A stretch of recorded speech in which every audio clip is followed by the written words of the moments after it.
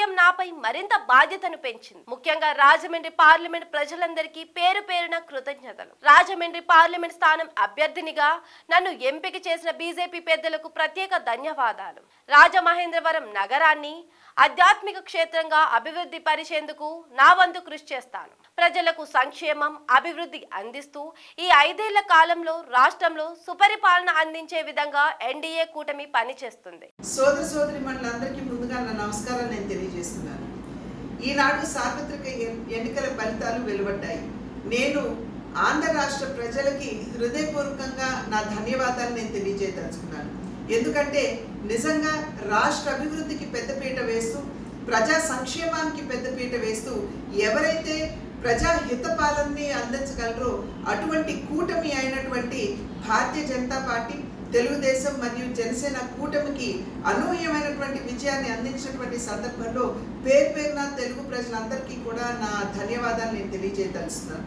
అదేవిధంగా ఈ అనూహ్యమైనటువంటి విజయం ఏదైతే ఉన్నదో ఒక రకంగా మా బాధ్యతని మాకు గుర్తు చేస్తున్నది అని చెప్పి నేను గట్టిగా విశ్వసించేటువంటి విషయం. ఇది కేవలం విజయం మాత్రమే కాదు, ఇది బాధ్యత అనేటువంటి ఒక స్ఫురణతోటి ఖచ్చితంగా ప్రజల సంక్షేమానికి, రాష్ట్ర అభివృద్ధికి పెద్దపీట వేస్తూ రాబోయే 5 సంవత్సరాల కాలంలో ఒక మంచి సుపరిపాలనని రాష్ట్రానికి కూటమి అందించగలదు అని చెప్పి మీ అందరికీ కూడా నేను తెలియజేస్తున్నాను.